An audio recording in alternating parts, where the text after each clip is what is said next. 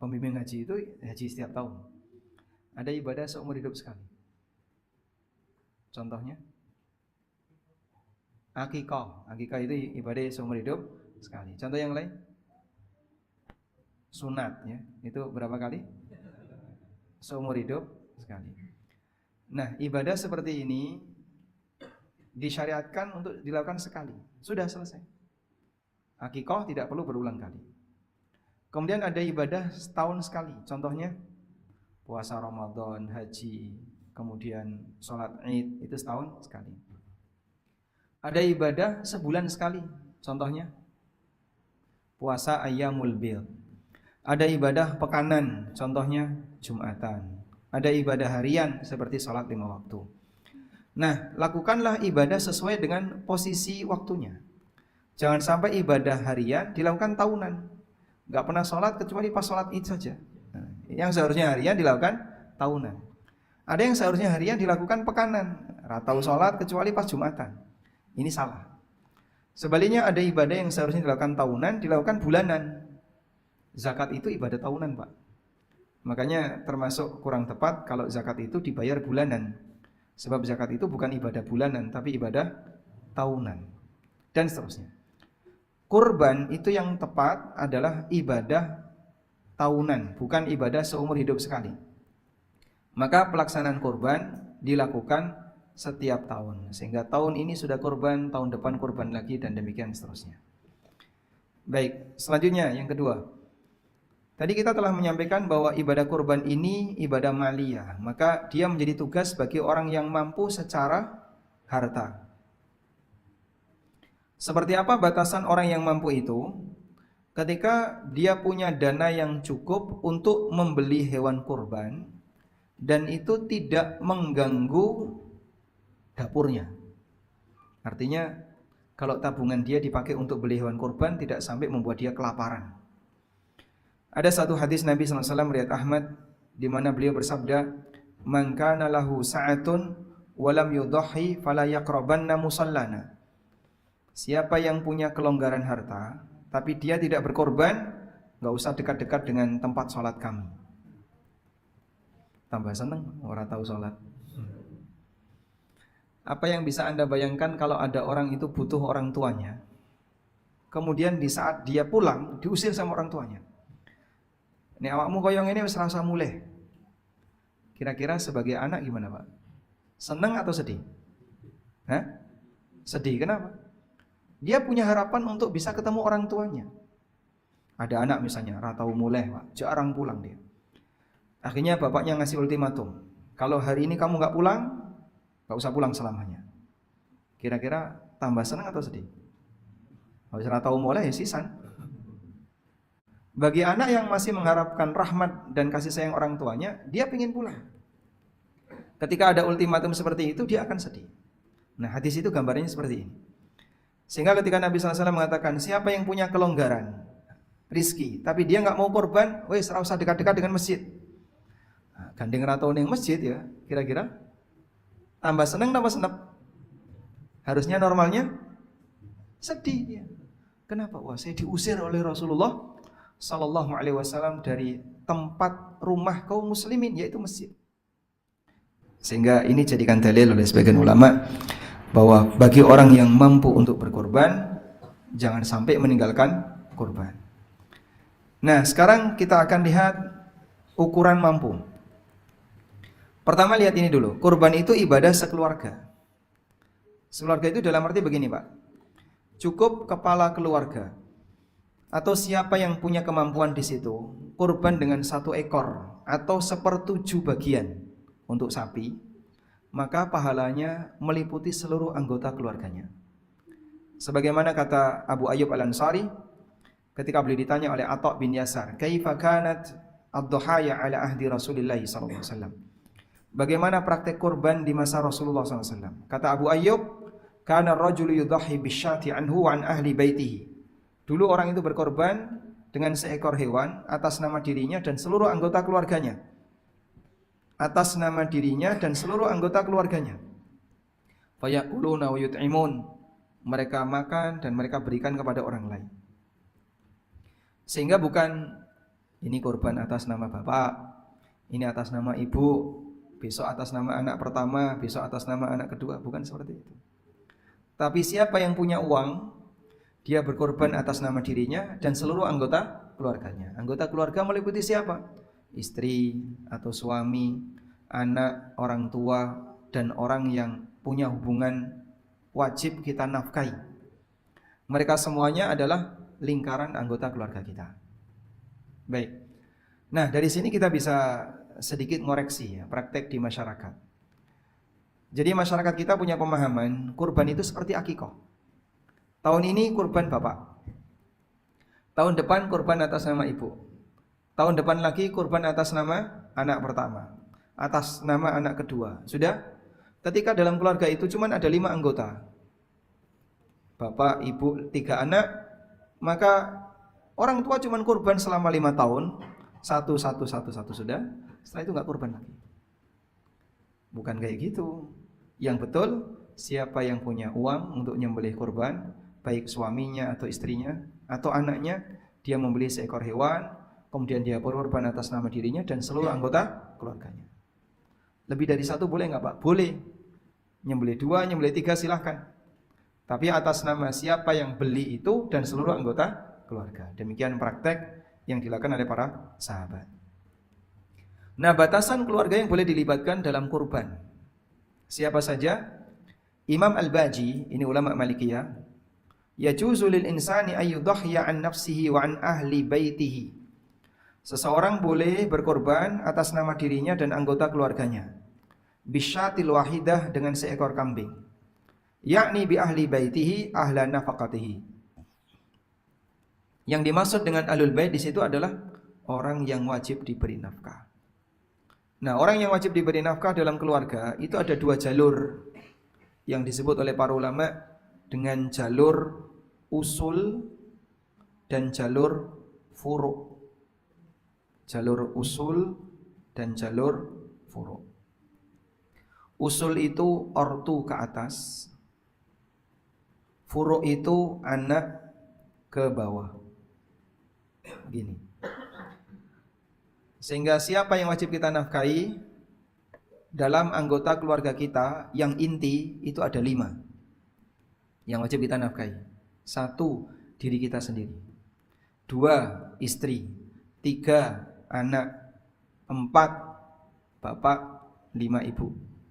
Dah? 5 ini orang yang wajib kita nafkahi. Oleh karena itu, kalau mereka atau kita ini berkorban, maka orang yang wajib kita nafkahi masuk dalam atas nama dalam kegiatan korban yang kita lakukan. Keterangan Ibnu Habib, ini juga ulama Malikiyah. Walahu ayyudkhila fi udhiyatihi man balagha min waladihi wa in kana ghaniyan idza kana fi nafaqatihi wa baitihi. Boleh meniatkan korban untuk anaknya yang sudah baligh meskipun dia mampu, jika anak itu dia nafkahi dan tinggal di rumahnya. Sehingga saya berkorban atas nama saya dan seluruh anggota keluarga saya. Anak-anak saya dapat, istri dan anak-anak semuanya dapat pahalanya, termasuk orang tua. Karena dia termasuk orang yang wajib dinafkahi anak jika tidak mampu. Baik, insyaallah sampai di sini paham? Berarti korban itu ibadah apa? Ibadah keluarga. Sehingga ada ibadah sosial.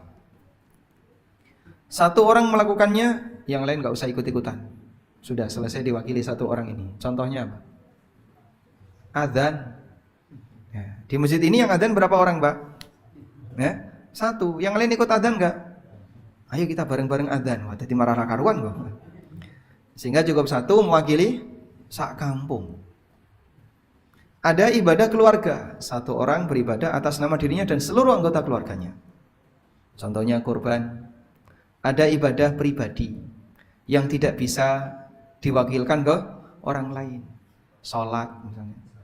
Sehingga saat kita jalan menuju masjid, ada orang tetek ning pinggir jalan, "Mas, aku diwakili ya, Mas." Ya. Boleh nggak kayak gini? Ini sembrono, ini gitu dolanan agama, nggak boleh ngomong kayak gitu ya.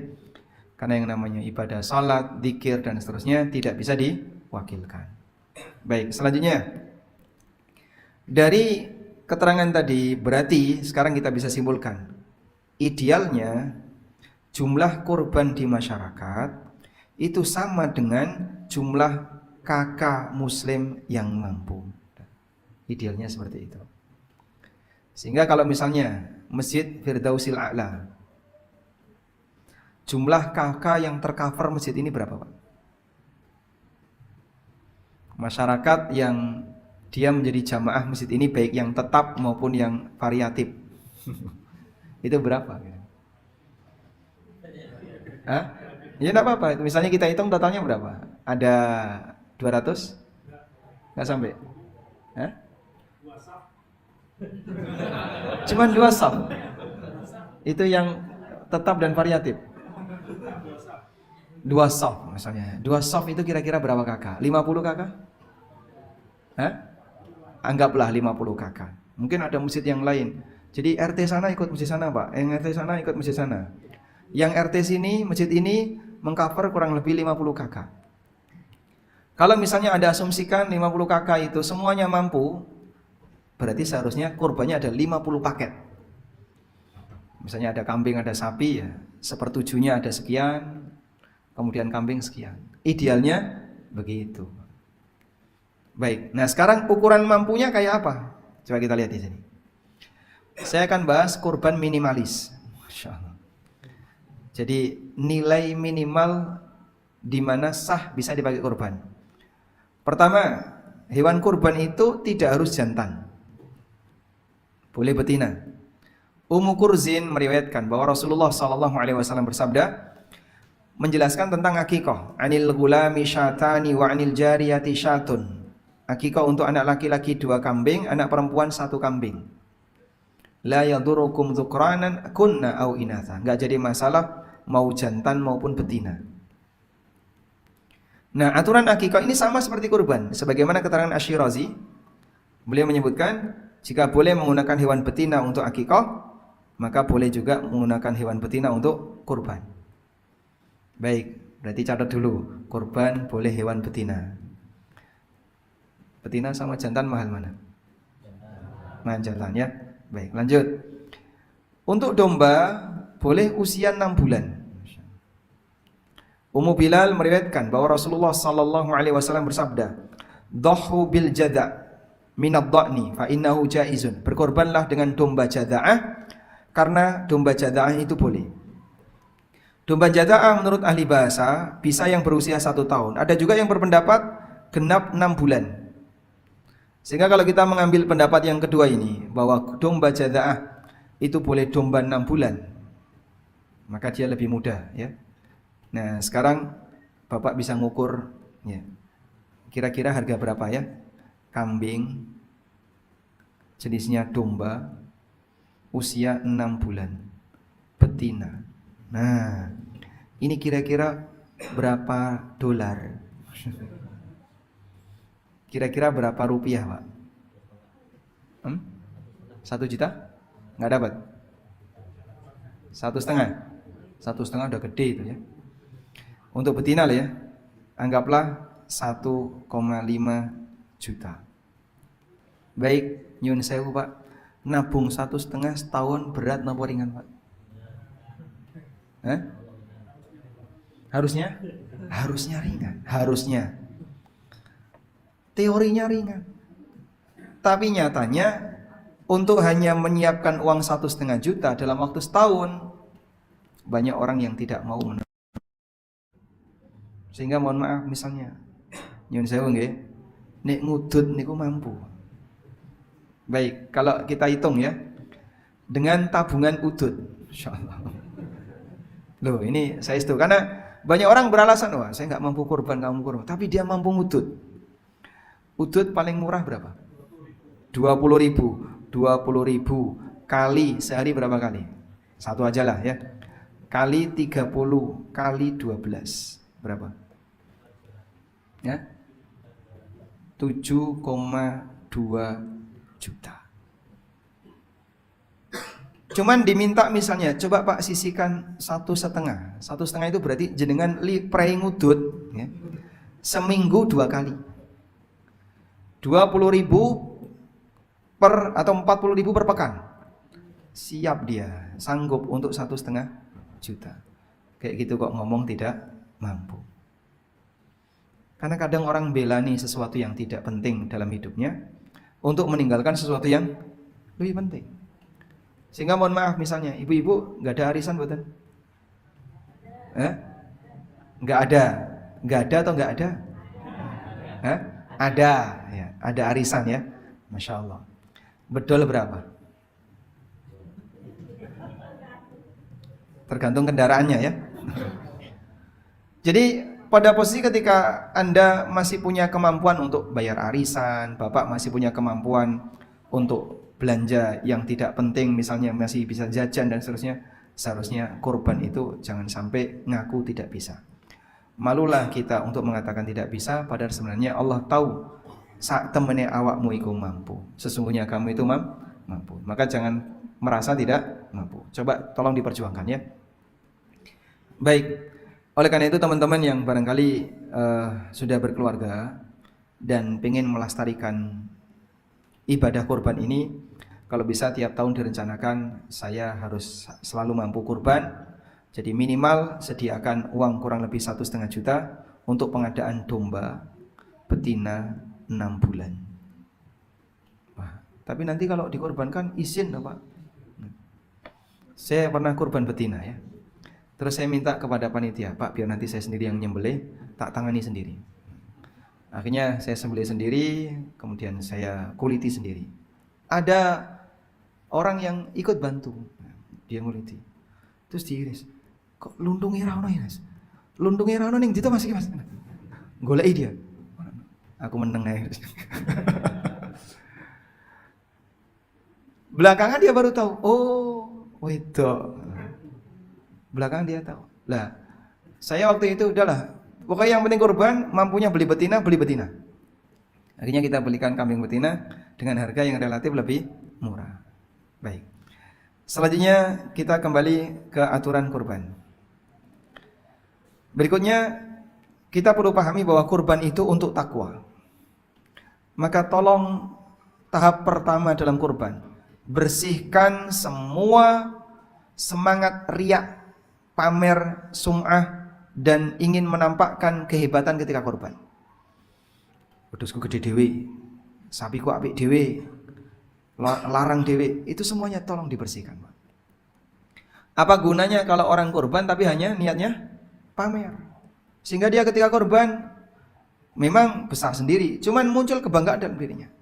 Saat dijejer dengan kambing-kambing yang lain, wah, kambing saya besar sendiri, sapi saya besar sendiri. Saya korban sapi seorang diri, tidak bersama yang lain. Allah Ta'ala berfirman, la yanalallaha luhumuha wala dima'uha walakin yanaluhu taqwa minkum. Yang sampai kepada Allah bukan dagingnya, bukan darahnya. Yang sampai kepada Allah bukan itu. Allah enggak butuh daging korbanmu, darah korbanmu juga Allah enggak butuh. Yang sampai kepada Allah apa? Walakin yanaluhu taqwa minkum. Tapi yang sampai kepadanya adalah takwa dari kalian. Sehingga kurban bukan untuk kebanggaan, bukan untuk pamer kekayaan, bukan untuk menaikkan status sosial, tapi untuk meraih takwa. Baik, oleh karena itu, karena untuk meraih takwa, maka kurban semaksimal yang bisa Anda lakukan. Semakin sesuai aturan, semakin mendekati takwa. Kita ulang ya. Takwa dalam ibadah. Takwa dalam ibadah itu lahir batin. Takwa lahir dan takwa batin. Bagaimana bentuk takwa lahir? Berusaha untuk sesuai aturan. Itu telah takwa lahir.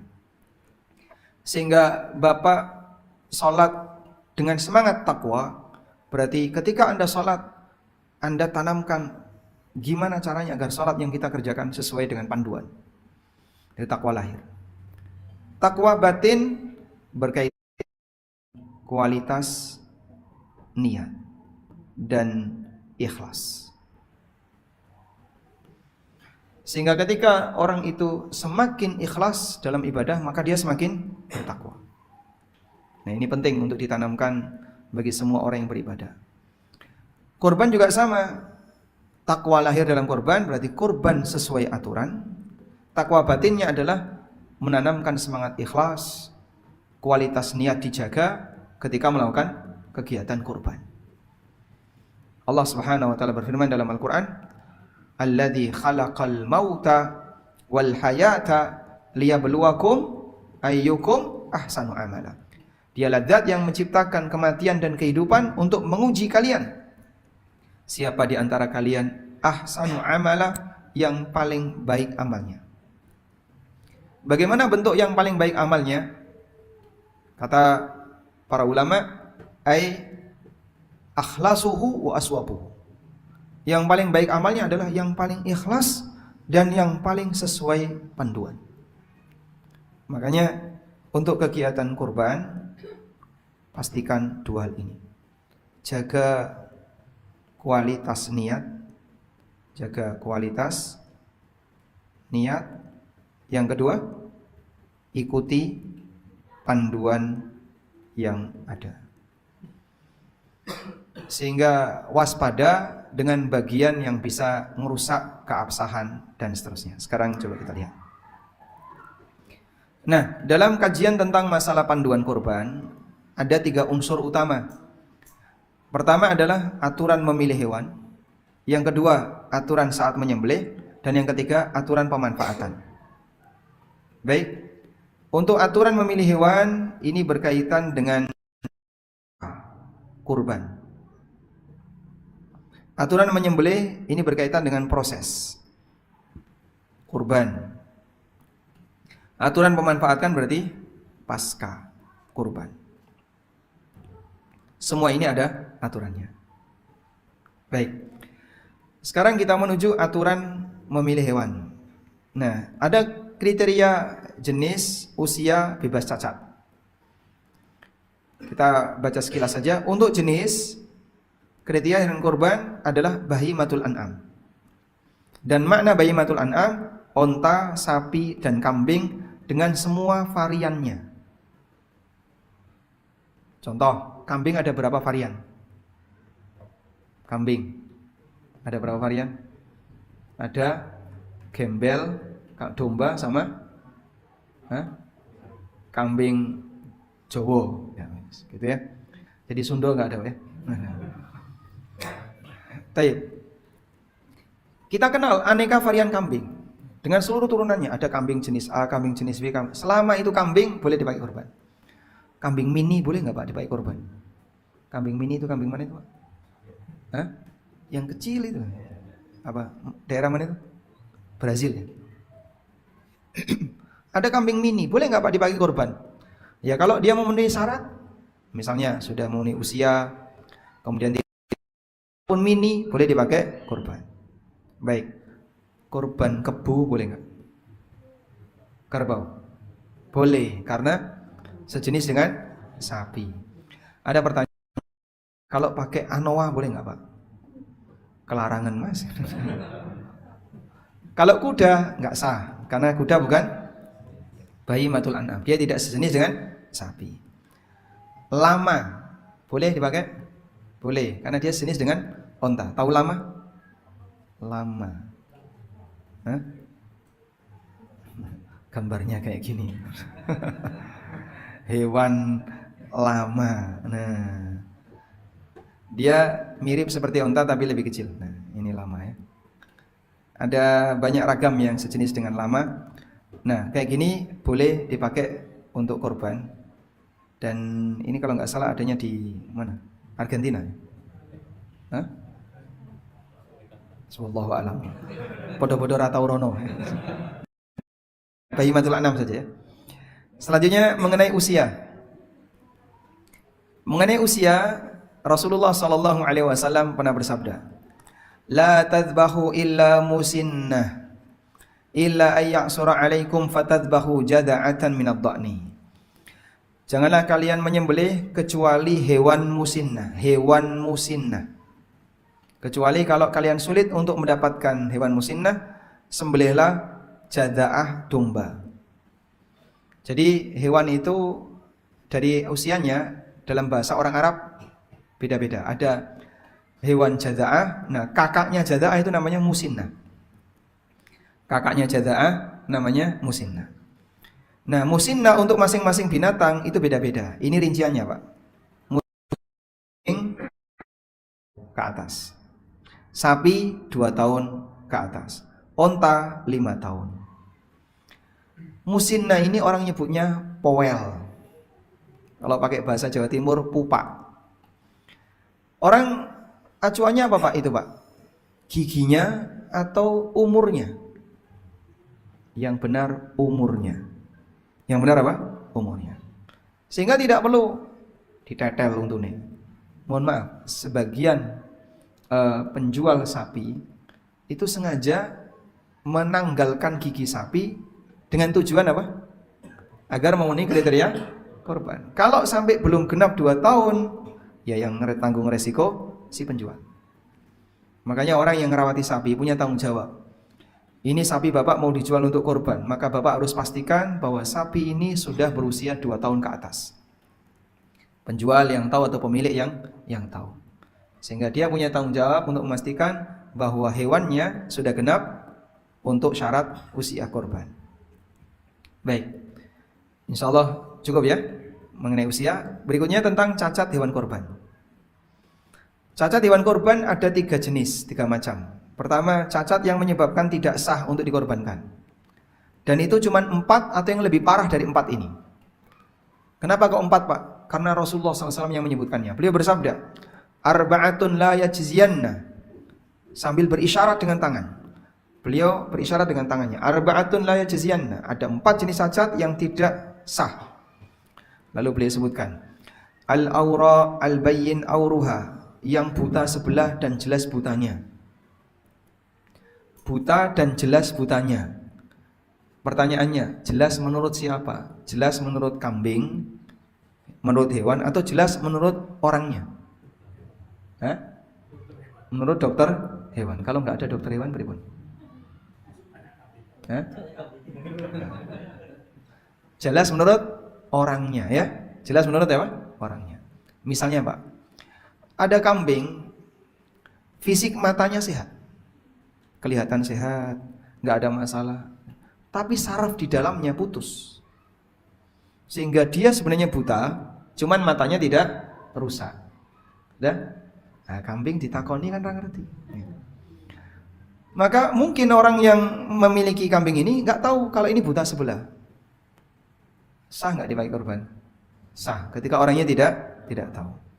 Wal maridatul bayyinu maraduha, sakit dan jelas sakitnya. Sama seperti tadi ya.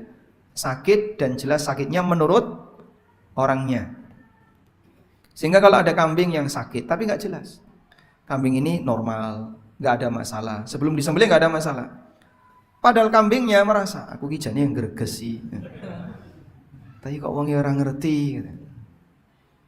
Karena mungkin Pak ya, dia ditaruh di tempat terbuka semalaman, paginya sebenarnya dia menyimpan sakit, cuman belum kelihatan. Boleh dikorbankan? Boleh, karena nggak jelas sakitnya. Al-arja'ul bayyinu dhal'uha, yang pincang dan jelas pincangnya, jadi kelihatan ketika jalan. Wal kasiratul lati la tunqa, dan yang sangat kurus seperti tidak punya sumsum. 4 ini yang tidak boleh dikorbankan. Baik, muncul pertanyaan, Pak, waktu di kandang sapinya itu sehat, dibeli, kemudian nanti akan dibawa ke lokasi H-1. Biasanya kayak gitu ya, H-1 baru diantar ke lokasi. Terus gimana itu Pak? Boleh nggak dipakai korban? Ketika turun dari truk tiba-tiba pincang. Kan banyak kasus kayak gitu. Turun dari truk tiba-tiba pincang. Baik. Nah, dalam hal ini ulama menjelaskan seperti ini. Cacat hewan kurban. Cacat hewan kurban itu ada 2. Yang pertama, sebelum ditakyin untuk dikurbankan. Sebelum ditakyin itu apa? Ditegaskan, dinyatakan untuk dikorbankan. Maka tidak boleh dikorbankan. Misalnya, si A punya 10 ekor sapi, ya? Terus dia bilang, sesuk salah siji Arab tak sembelih, tak pakai korban. Cuman dia belum menentukan sapi yang mana yang mau dipilih. Berarti belum ditakyin. Sudah? Terus H-2 sapi A pincang. Loh, iki ono pincang iki. Yang lain sehat. Akhirnya dia berpikir, timbangannya pincang kayak gini, sisanya tak korban kayak. Ya sudahlah. Dia milih sapi A untuk dikorbankan. Boleh enggak? Kenapa? Dia sengaja milih yang cacat sebelum dinyatakan. Udah? Kasus yang kedua. Si A datang ke kandang. Terus mewakili 7 orang untuk beli seekor sapi. Udah dibayar 90%. Sisanya 10% nanti kalau sudah sampai lokasi. Oke, deal. Berarti sapi ini sudah dimiliki orang belum? Hah? Sudah dibayar 90%? Hah? Sudah dimiliki orang. Pemilihnya siapa? Ya 7 orang tadi yang iuran tadi. Baik. Berarti sudah ditakyin belum? Sudah ditakyin. Ditakyin itu berarti sudah diarani, ditengeri, ditegaskan ini mau jadi korban. Baik. Nah, kalau sudah ditakyin, berarti nomor 2. Sudah ditakyin, maka boleh lanjut. Oleh karena itu, jika terjadi cacat disebabkan karena ketidaksengajaan, kemudian pincang dan seterusnya, tetap boleh dikorbankan jika sudah ditakyin. Kecuali kalau cacatnya disengaja. Misalnya takmir di tanggal 9 Dzulhijjah punya acara lomba memanah. Nah, mumpung banyak sasaran, terus dipakai praktek. Luka-luka, sakit. Apa hukumnya? Ya, tidak boleh. Yang melukai wajib ganti. Wallahu a'lam. Baik, sudah masuk waktu Isya. Ya. Nanti ada 2 materi tambahan, terus kita sambung tanya jawab. Kita akan ala Rasulillah wa ala alihi wa sahbihi wa mawalah. Wa asyhadu an la ilaha illallah wahdahu la syarikalah wa asyhadu anna Muhammadan abduhu wa rasuluh. Kita tambahkan sedikit ya. Berikutnya cacat yang makruh. Jadi ini enggak sampai menyebabkan batal. Tapi makruh. Artinya cari yang lebih baik. Yaitu cacat selain 4 tadi, tapi kualitasnya di bawahnya. Kalau selain 4 tadi yang lebih parah ya jelas nggak boleh ya. Misalnya yang disebutkan dalam hadis buta sebelah. Berarti kalau buta dua-duanya boleh. Ini salah ya. Kalau buta sebelah aja nggak boleh, apalagi dua-duanya. Nah, cacat yang lebih ringan dari 4 tadi. Yang ini dikatakan oleh para ulama cacat sekunder, tidak mempengaruhi kualitas daging. Apa saja itu? Telinga terpotong, tanduk pecah, dan ada hadis yang menyebutkan itu tapi hadisnya dhaif. Sehingga ulama menggolongkan itu hanya cacat makruh karena mengurangi penampilan. Sehingga kambingnya tidak lebih cakep dibandingkan ketika telinganya utuh. Sudah? Berikutnya cacat yang tidak berpengaruh sama sekali. Nah, yang seperti ini tidak masalah dipakai korban. Contohnya tidak berekor, ompong, buntu, tidak berhidung, seperti ini boleh dipakai korban. Ada kambing telinga kecil, tapi badannya gagah. Kambing apa itu? Garut. Kambing Garut itu ciri khasnya apa? Telinganya kecil, tapi tanduknya gede dan lebih gagah dibandingkan kambing gembel jenis yang lain. Boleh nggak dipakai korban? Boleh. Karena cacat seperti ini hakikatnya itu bukan cacat, memang jenisnya telinganya kecil. Wallahu a'lam. Baik, mungkin itu yang bisa kita sampaikan. Dan ada satu lagi terkait ini ya, masalah distribusi. Di sini saya ingin menyampaikan satu ini. Tidak boleh menggaji jagal dengan kulit korban. Ali bin Abi Thalib mengatakan, Amarani Rasulullah sallallahu alaihi wasallam an aquma ala budnihi wa an atasaddaqa bilahmiha wa juludiha wa ajillatiha. Rasulullah SAW memerintahkan aku untuk ngurusi hewan kurban beliau, dan aku diperintahkan untuk mensedekahkan daging, kulit, berikut aksesoris. Ajillah itu aksesoris. Tali kelo, kalau ada pelana di atasnya pelana onta. Wa alla u'tiyal jazzara minha, dan aku dilarang untuk memberikan upah bagi jagal dengan hasil kurban. Pak, jenengan urusi kambing kurban saya, nanti sampean gawa kulit dan kepala, rasa bayar. Enggak boleh seperti itu. Qala, kata Ali, nahnu nu'tihi min, memberikan upah para jagal dari uang pribadi, sehingga bukan dibayar pakai kepala atau pakai kulit. Biasanya nek nyembelih sapi berapa mas? Ya paket kami lengkap 1 ekor 2 juta. Terus yang konek kami dikasih kepala sama kulit, kita korting jadi 1 juta. Siap. Nah, akhirnya tim jagal datang nyembelih sapi, dia dibayar kulit dan kepala plus uang 1 juta. Boleh nggak? Nggak boleh. Kenapa? Karena mengurangi upah tadi. Tapi kalau nggak mengurangi, ya tetap 2 juta. Terus sampean rawati ya mas kulitnya karo kepala, kita nggak ada yang mau ngurus. Ya, dibawa sama jagalnya, silakan. Berarti ini sebagai hibah, bukan sebagai upah. Sebagai hibah, upahnya tetap dibayar penuh, lalu ditambahi kepala atau kulit karena takmir tidak bisa ngelola. Di negara yang korbannya banyak sekali, kepala, kulit, jeroan itu dibuang, Pak. Kikil barang itu dibuang semua. Kalau dia nggak bisa ngelola, udah langsung dibuang. Ya, seperti korban di Qatar misalnya. Usus itu kalau tempat kita kan sama dirawati cilik-cilik. Ini buat apa? Buang gitu aja. Karena saking banyaknya daging korban, sehingga yang kecil-kecil seperti itu nggak dirawati.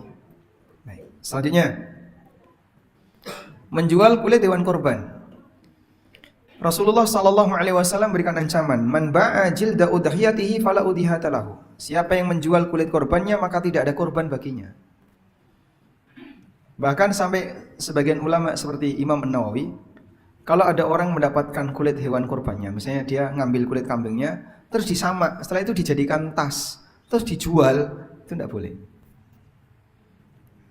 Saya penjual bakso, ikut iuran korban sapi, dapat jatah daging sapi sekian kilo. Wah, ini rantai. Sudah tak masukkan freezer. Baik, setelah sekian bulan, ya saya kan bikin bakso terus. Daging itu tak ambil, tak bikin bakso. Melu didol. Boleh enggak? Enggak boleh.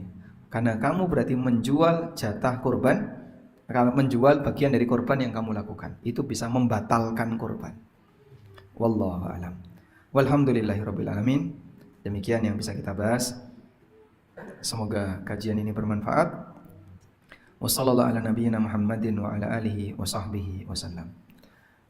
Ada yang mau disampaikan? Tidak ada? Alhamdulillah. Baik, saya bagi jemaah yang tidak bertanya, mungkin ada yang belum jelaskan kembali. Baik.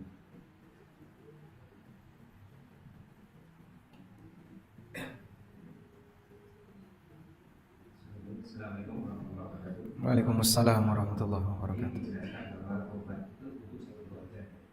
Kalau seandainya dalam satu keluarga itu ada salah satu yang mengenai komunikasi tidak perlu lagi diingatkan untuk berkorban atas nama dirinya. Ya. Terima kasih. Assalamualaikum warahmatullahi wabarakatuh. Waalaikumsalam warahmatullahi wabarakatuh. Jadi pada asalnya begini Pak, amalan itu untuk orang yang hidup. Begitu orang itu mati, maka terputus. Sebagaimana sabda Nabi SAW, idza matal insan inqata'a amaluhu. Apabila manusia itu mati, maka amalnya terputus, kecuali amalan dia namun dampaknya panjang. Nah, Nabi SAW menyebutkan sedekah jariah, ilmu yang bermanfaat, anak soleh. Itu sebenarnya adalah amalan dia yang pengaruhnya panjang. Itu bukan amal orang lain. Nah, pada asalnya demikian. Makanya pintar-pintar bagi setiap orang untuk nyari amalan yang usianya panjang, agar nanti walaupun dia sudah meninggal, tapi amal itu belum hilang. Wakaf masjid, wakaf Al-Quran untuk para penghafal Quran, wakaf perlengkapan seperti ini ya. Masjid butuh apa Pak? Butuh proyektor. Setelah dia wakaf proyektor, mati. Selama proyektor ini dipakai, yang bersangkutan dapat pahala yang terus mengalir. Baik. Selanjutnya, kalau korban itu untuk yang hidup, maka para ulama ada yang mengingkari praktek korban atas nama mayit kecuali jika ada wasiat. Sehingga misalnya bapak dulu sebelum meninggal beliau pernah bilang, aku pengen korban kambing, tolong ya nanti kalau bapak meninggal kamu belikan kambing, korbankan atas nama bapak, pakai uangnya bapak. Nah itu wasiat. Maka misalnya sebelum Idul Adha beliau meninggal, tidak boleh hartanya dijadikan bagi waris sebelum wasiatnya ditunaikan. Ambil sebagian, belikan kambing, korban atas nama bapak, minongko dalam rangka menjalankan wasiat bapak. Selanjutnya, bagaimana kalau misalnya kita ikutkan dalam lingkup anggota keluarga? Jawabannya boleh. Sehingga misalnya si A punya anak yang sudah meninggal atau istrinya sudah meninggal, terus dia korban, ya Allah ini korban atas nama aku dan seluruh anggota keluargaku. Yang sudah meninggal itu anggota keluarga bukan? Anggota, dapat pahala. Karena yang bersangkutan juga bagian dari anggota keluarga. Wallahu a'lam.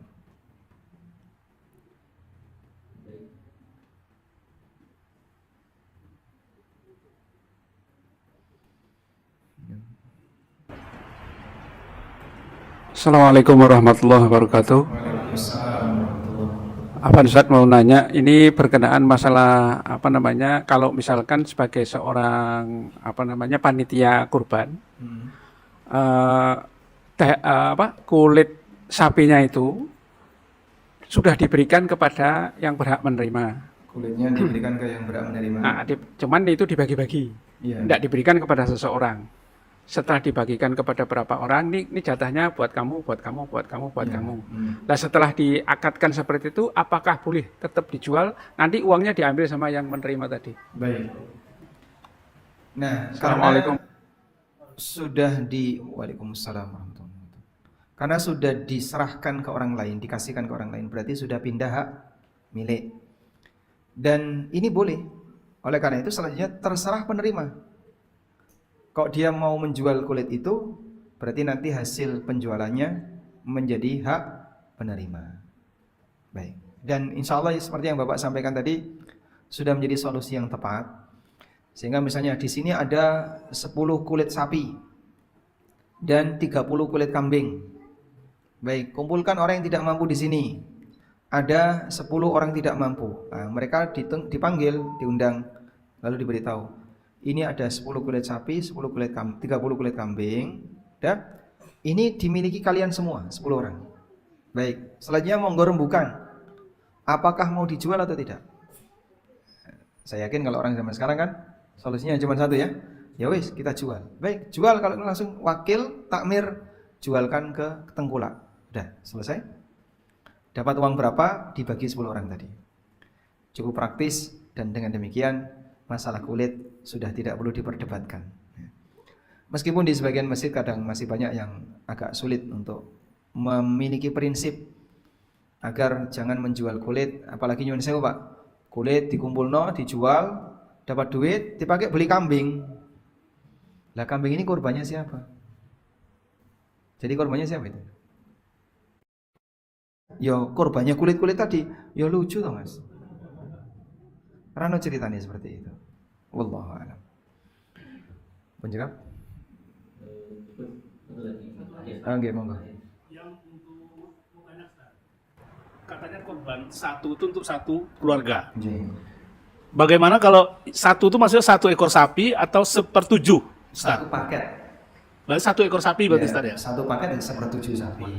Oh sepertujuh. Ya. Jadi sepertujuh itu udah untuk satu keluarga. Bisa. Alhamdulillah. Udah Ustaz, jelas. Cuma itu aja. Berarti seekor sapi untuk 7 sahibul kurban plus keluarganya. Jangan Anda berpikir, aku nek ditumpaki ra kamot, Pak. Loh, ini cara berpikir seperti apa? Karena kita tidak punya penjelasan bahwa besok hewan kurban itu akan ditunggangi oleh orang yang kurban. Nggak ada seperti itu ya. Oleh karena itu hal yang gaib seperti ini, kalau kita tidak punya dalil, ya, jangan nebak-nebak hal yang gaib. Wallahu a'lam. Baik, demikian mudah-mudahan bermanfaat. Wassallallahu ala nabiyyina Muhammadin wa ala alihi wa sahbihi wasallam. Wa akhiru da'wana alhamdulillahi rabbil alamin. Wassalamualaikum warahmatullahi wabarakatuh.